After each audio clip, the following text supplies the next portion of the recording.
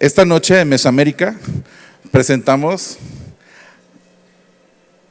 a un excelente repostero y pastelero y chocolatero. Luis Robledo, dueño de 1,90 de estatura, 90 kilos de peso y de una chocolatería extraordinaria, Tu Chocolat, en el barrio de La Condesa, donde anteriormente había una tintorería, máquinas también. Ahora pueden ver sus aparadores, máquinas para hacer bombones. Luis se graduó en Nueva York del Instituto Francés de Gastronomía en pastelería y repostería y de la Gran Escuela de Chocolatería de Francia. Ha trabajado en más de 6 cocinas importantes del chocolate y repostería en el mundo. Y esta noche, esta tarde, de Mesoamérica, este gran escenario de todos nosotros, nos ofrece desde su lugar, desde ese pequeño lugar en La Condesa, un planteamiento y una pregunta. La reinvención de la cocina a través del chocolate y la cocina dulce en México. Un aplauso, por favor, para Luis Robledo.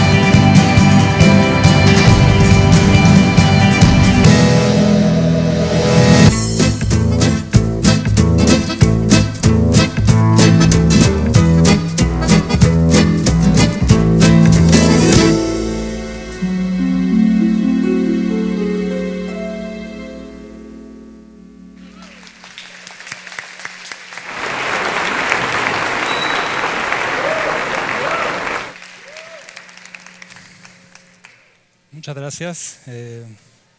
Antes que nada, un gusto ver un montón de caras conocidas. Siempre es un placer saludar. Bueno, creo que hoy me presento más que como el chocolatero que soy día con día. Es mi negocio principal, es lo que hago, es a lo que me dedico. Creo que hoy me presento más como un representante, un miembro de todos los que hacemos cocina dulce en México. Ahora, ¿qué es la cocina dulce? Lo podremos definir con pocas palabras.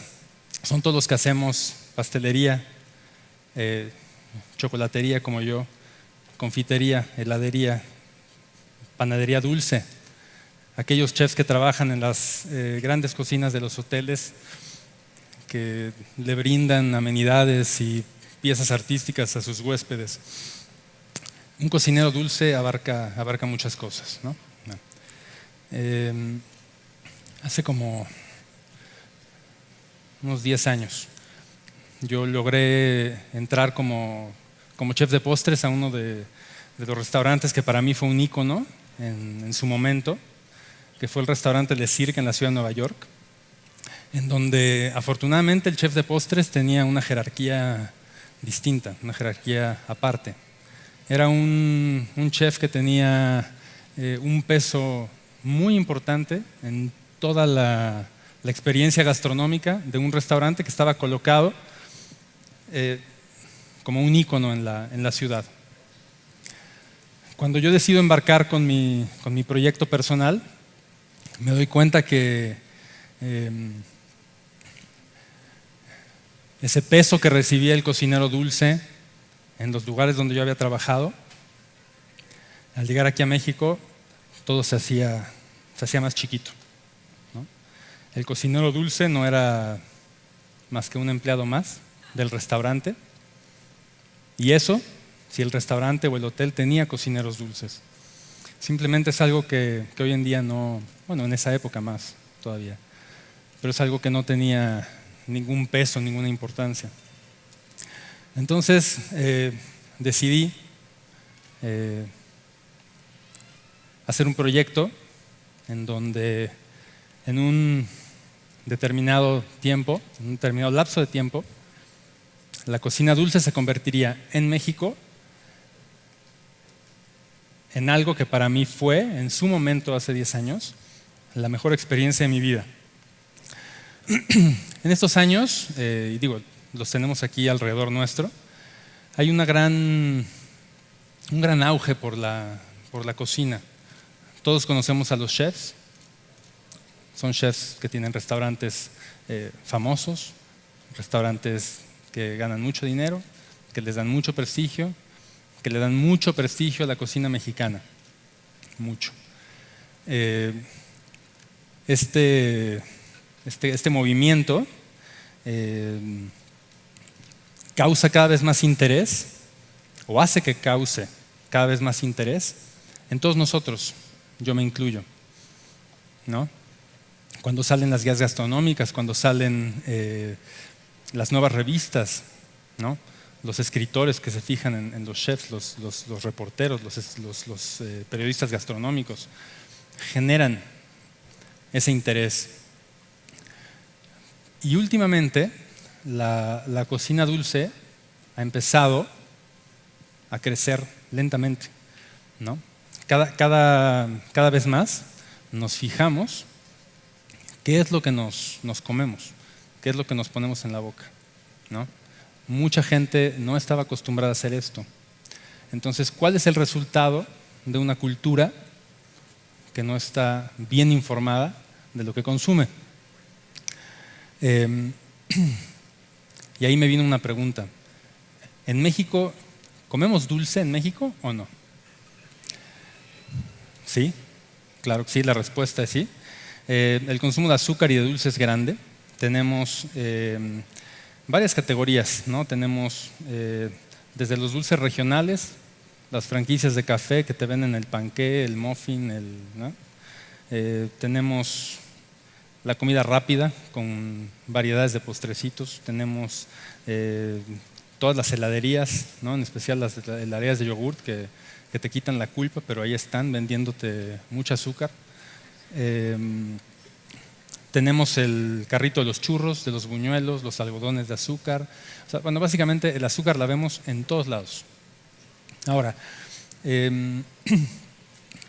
hay el consumo de azúcar que no vemos, o cuando menos no queremos ver. ¿Qué pasa con todas esas bebidas azucaradas que vemos? Refrescos, jugos, bebidas energizantes, isotónicas, cafés empacados, etcétera, etcétera, etcétera, etcétera. Hoy en día, a lo que quería llegar es que en México consumimos mucho azúcar, pero no somos postreros. Comemos con culpa y no lo reconocemos. Vamos a comer y pedimos felizmente una entrada, pedimos un plato fuerte, pero cuando se trata de comer postre, un platito para compartir. al centro de la mesa. Y muchas veces ni siquiera lo probamos. Les voy a dar unos cuantos números simplemente para poner las cosas en contexto. No les voy a aburrir mucho con números. Actualmente existen 10.3 millones de diabéticos en México. Para el año 2030 van a ser casi 17 millones. Ok, estamos en la Ciudad de México, vámonos a la Ciudad de México. 650,000 diabéticos solamente en la Ciudad de México en 2012. Bueno, me estoy basando en la encuesta nacional de salud para que si lo quieren checar por internet lo pueden hacer. 650,000 diabéticos en la Ciudad de México, de los cuales 8,800 muertos relacionados, sus causas de muerte, con problemas relacionados con la diabetes. Como azúcar, no como azúcar, ¿no? Aquí creo que todos tenemos más de 20 años, cuando menos algunos de nosotros. En la población que está por encima de los 20 años, el 70.3 presenta algún tipo de sobrepeso o ha presentado en su vida alguna especie de sobrepeso. O sea, somos un pueblo de gorditos, básicamente. La verdad es difícil pensarlo de esa manera, pero es cierto, y es simplemente para poner las cosas en contexto. Yo hago chocolates y básicamente me estoy dando un balazo en el pie porque estoy quedando mal. Yo vendo azúcar. Nuestra propuesta, como chocolateros, como una parte consciente de este movimiento que se está generando de los que producimos cosas dulces, y creo que hablo por muchos. Muchas gracias.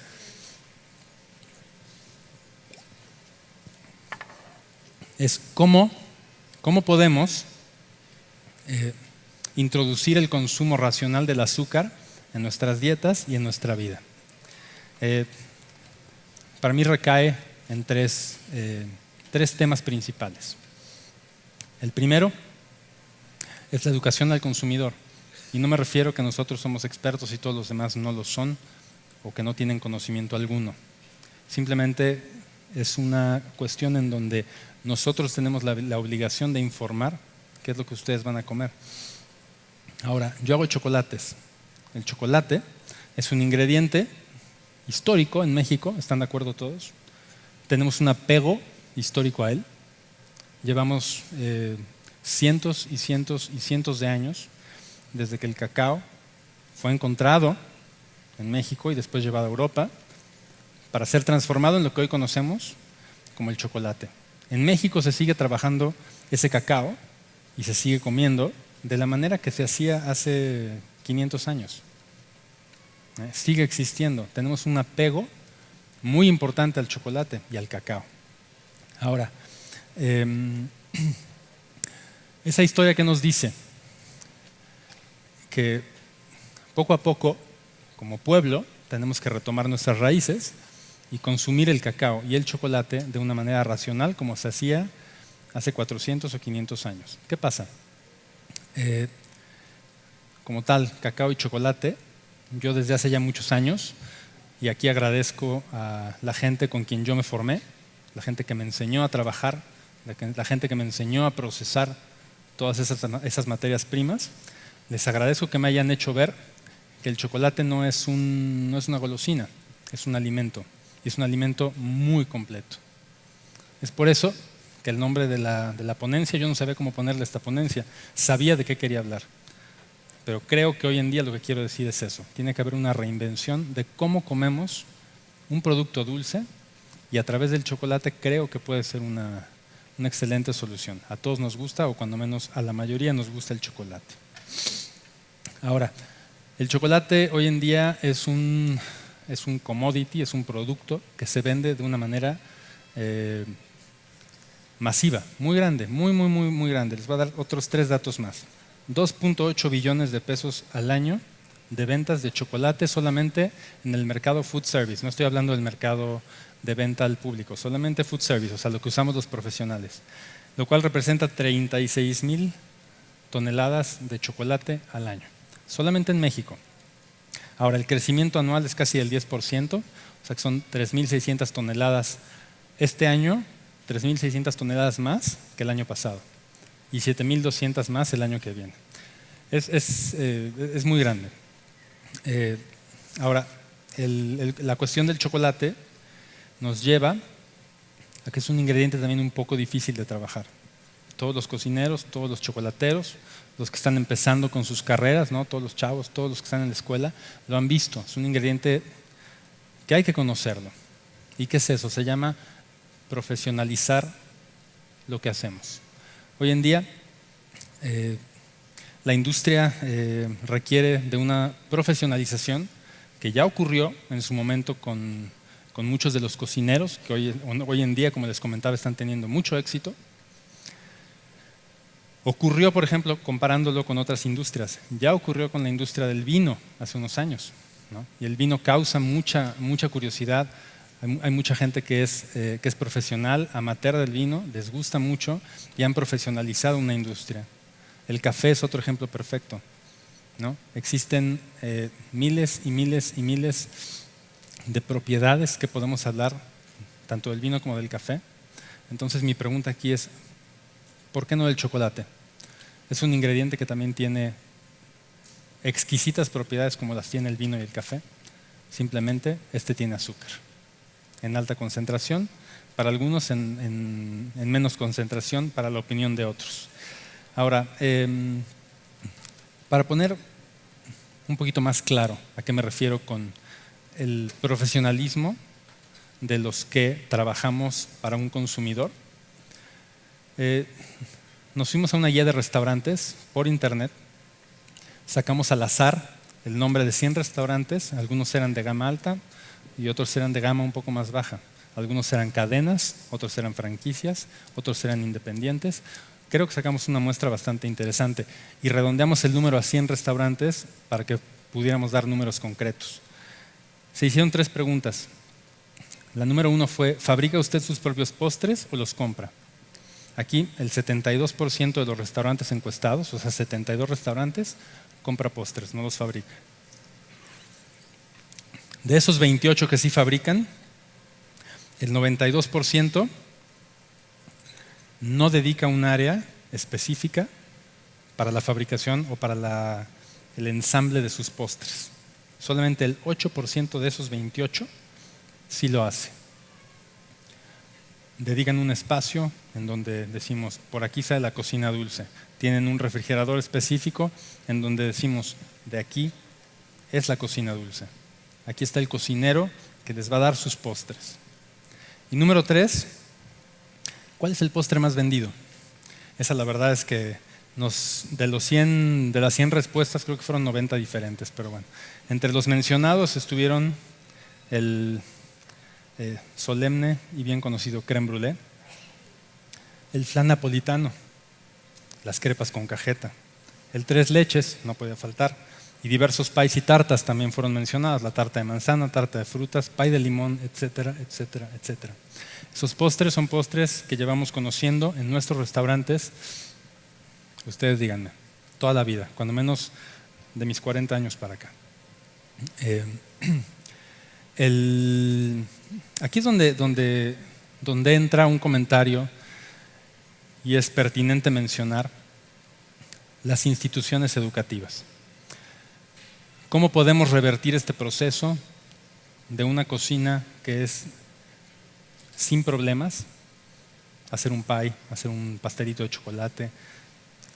Ojo, no estoy diciendo que esté mal, ¿no? Hacer un pie de limón, hacer una tarta de chocolate, etcétera, etcétera, un crème brûlée, está bien, a mí me gustan, yo las hago, vayan a mi tienda, yo los tengo ahí, yo lo vendo, no está mal. Son propuestas muy comerciales, pero son propuestas demasiado clásicas. Entonces, hoy en día, desde hace cuando menos un par de años que yo he estado un poco más metido en el tema docente, he visto nacer escuelas en donde existen maestros especializados ya en cada materia, en chocolatería, en pastelería, en pastelería tradicional, dulces tradicionales mexicanos, etcétera, etcétera, etcétera. Acaban de abrir hace unos meses, un año, no sé cuánto. Yo no tengo el gusto y todavía no los he visitado, pero sé que existe en el restaurante Raíz una escuela de postres que se llama Spice Sucre.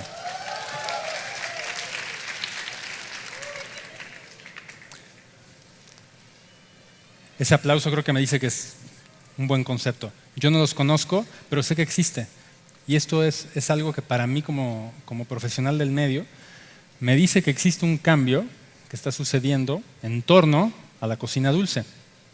Bueno, y esa profesionalización es lo que nos va a llevar, y se los digo con toda la confianza y la certeza, que hoy en día el que quiere empezar a trabajar en la cocina dulce va por un camino que en unos, no sé si son meses o años, es algo que va a explotar. Necesitan ser muy técnicos, muy disciplinados, necesitan ser muy creativos, necesitan tener una gran inquietud para incursionar en este medio, pero les va a dar una satisfacción increíble. Y por último, ahorita que tomábamos el tema de la creatividad, ese potencial que tiene la cocina dulce es increíble, pero existe una premisa que hay que cumplir. Hay que dominar técnicas de base que son complicadas, hay que dominar temperaturas, hay que ser increíblemente preciso y hay que realmente amar el estar metido en una cocina durante muchas horas. La creatividad, una vez que dominamos todos los elementos de base y conocemos cómo funcionan los ingredientes, entonces podemos explorarla un poco más allá de lo que nos dice una receta.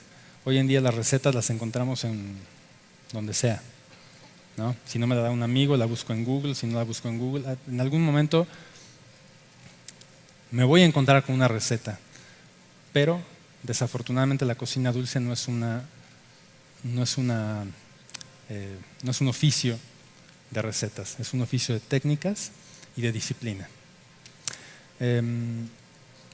Ahora, esta oportunidad de la cocina dulce viene de la mano de un cambio de hábitos de consumo en donde ustedes, nosotros todos como consumidores vamos a exigir más, mejor producto, mejor calidad en los ingredientes, pero sobre todo una mejor calidad en propuestas.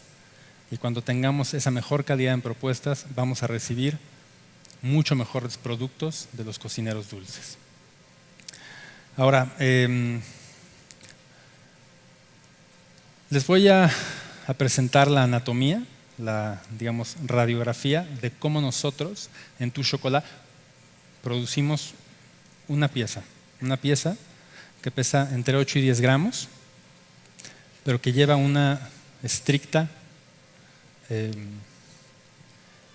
procedimiento y una serie de pasos que hay que seguir uno a uno. Ahora, ahorita que yo llegué, estaba Gastón Acurio haciendo su presentación y me identifiqué mucho con un comentario que él hizo y lo voy a citar.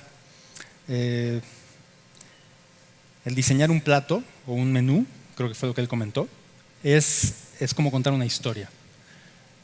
Yo me sentí muy identificado y dije, chin, ya me la ganó. Porque esa es exactamente lo que yo siento. Al momento de contar una historia de cómo sucede algo y contar una historia de cómo nosotros percibimos un producto para ofrecer. Bueno, ya les habrán pasado una tarjetita donde viene la composición del chocolate y probablemente ya les hayan pasado el chocolate, o si no se los van a pasar ahora para que lo prueben. Este es un bombón en donde quisimos incorporar un cítrico, que es uno de mis favoritos. Se llama Citrus limeta, es una lima, la lima convencional que encontramos en el sur de México. Se utiliza para hacer N cantidad de guisos, incluyendo sopas, etc. La lima la vamos a aliar con las avellanas y con el chocolate. Es una combinación poco común, pero esperemos que sea muy agradable para todos. Bueno, esto es un molde de policarbonato. La pistola con la que estamos pintando el molde es una pistola de acero inoxidable. El molde está templado a 19 grados. La manteca de cacao con la que estamos pulverizando está templada a 27 grados.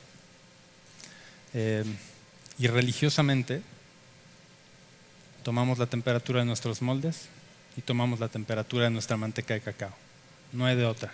Si el molde está un grado más arriba o un grado más abajo, nos esperamos, ¿no? Es simplemente un poquito el rigor. La siguiente, una vez que cristaliza la primera capa de manteca de cacao, se le pone una segunda capa de chocolate, el cual está diluido con un poco de manteca de cacao, aproximadamente el 15% de manteca de cacao.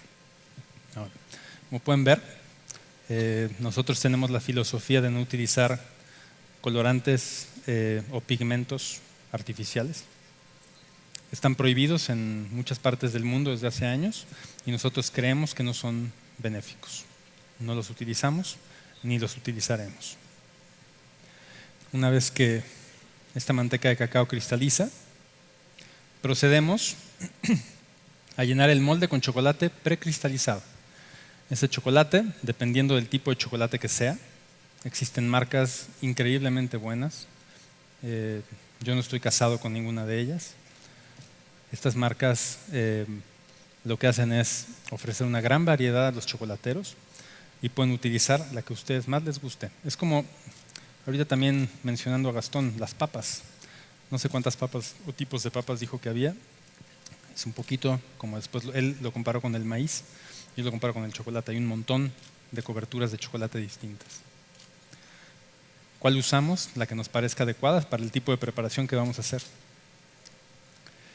Bueno, una vez que llenamos con chocolate, vamos a vibrar ese molde para que no exista ningún tipo de burbuja de aire, nos quede perfectamente liso.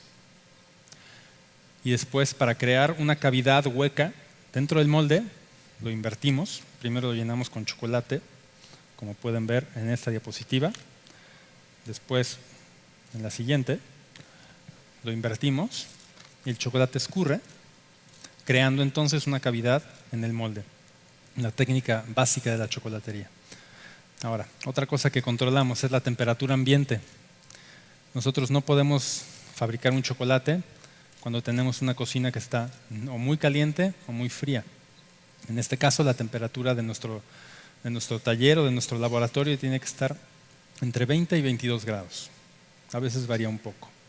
Ahora, el primer ingrediente con el que lo vamos a rellenar es una ganache con lima. Una ganache es como una mayonesa, imagínenlo como una mayonesa. Una ganache es la mezcla de un líquido, puede ser un puré de fruta, algún lácteo, algún alcohol, alguna infusión. Un líquido. Con chocolate, entonces ¿qué tenemos? Tenemos un medio acuoso y tenemos un medio graso, que es el chocolate. ¿Cómo los juntamos los dos? Haciendo una emulsión, como una mayonesa o como una vinagreta. Eso es una de las técnicas básicas de la chocolatería, pero que nos permite tener una mayor conservación, una mejor textura y más que nada una sensación mucho más agradable al paladar. La ganache después es dosificada dentro de los moldes a un peso específico para que todos mis pequeños chocolatitos, todos mis pequeños bomboncitos tengan la misma consistencia, todos tengan la misma cantidad de esta ganache. Una vez que la ganache cristaliza, ahí pueden ver en la parte baja del lado izquierdo hay una cavidad que todavía no está llena. Ahí se ve la ganache en la parte de abajo, la cual dejamos cristalizar o solidificar durante unas cuantas horas hasta que nos era posible llenarlo con el siguiente ingrediente, que era un praliné de avellanas. Este praliné de avellanas es exactamente el opuesto a una ganache. Es una pasta que se hace a partir de caramelo con algún fruto seco, puede ser avellanas, almendras, macadamias, pistaches, cacahuates, etcétera, etcétera, etcétera. Y esta pasta es anhídrida, quiere decir que no contiene agua. Entonces, al ser una pasta, esa pasta yo la tengo que solidificar con algo. En este caso solidificamos con un poco de manteca de cacao. La manteca de cacao es, en mi opinión, una de las grasas más menospreciadas que existen, pero de las más benéficas. Si no, pregúntenle a la industria de los cosméticos cuánto paga por ella. La manteca de cacao es de las pocas grasas que existen a temperatura ambiente que son sólidas, como piedra.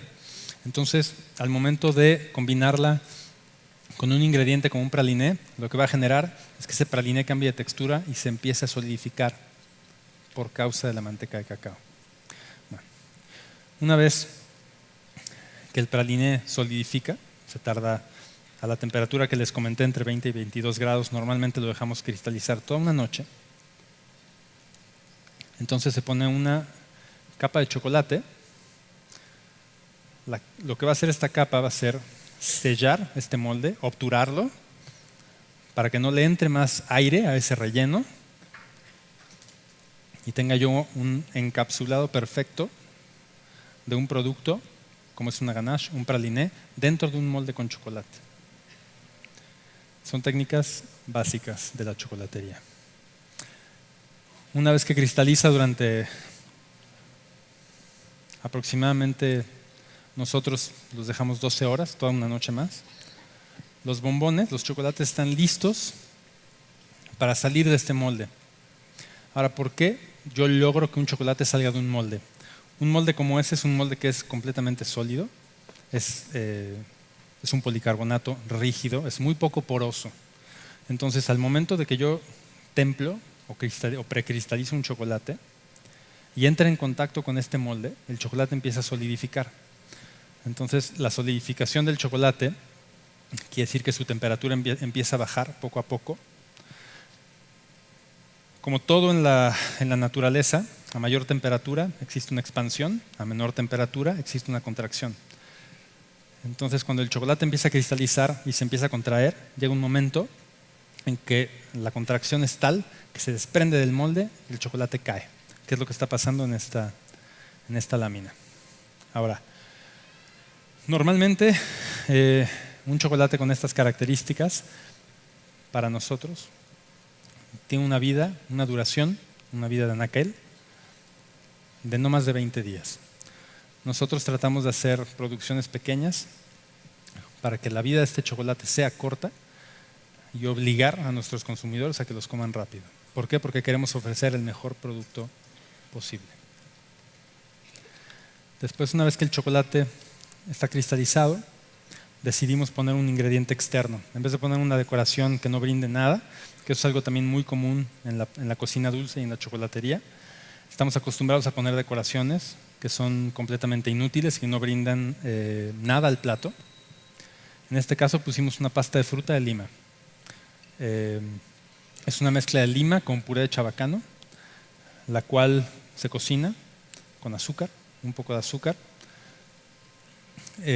La pectina contenida en la fruta, más el azúcar y la cocción, la evaporación del agua, lo que nos hace es que exista una concentración de azúcar tal que nuestro puré de fruta junto con el azúcar se va a convertir en una pasta, como un ate, para que lo tengan todos más claro.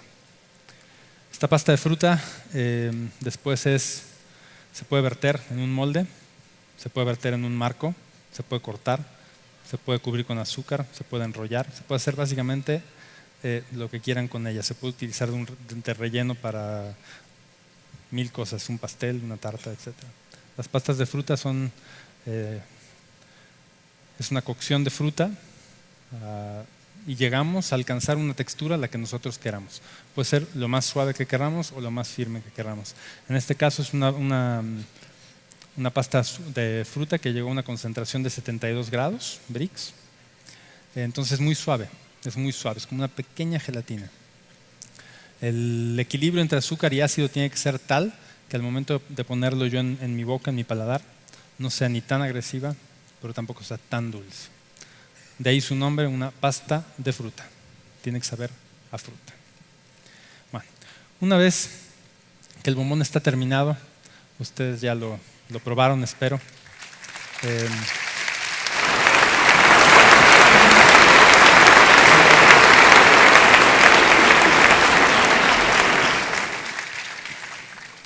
Como aplaudieron, quiero creer que les gustó el chocolate.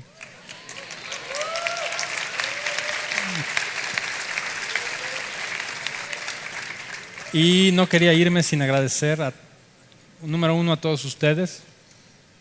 Realmente asimilen lo que les comenté ahorita de la cocina dulce, es muy importante. Agradecer a toda la gente de Mesoamérica, ¿no? A todos los que están participando aquí, a los otros chefs. Va a ser una gran experiencia. Y número 3, agradecer a todos mis chavos, a Santiago Rodrigo Osvaldo, Gracias.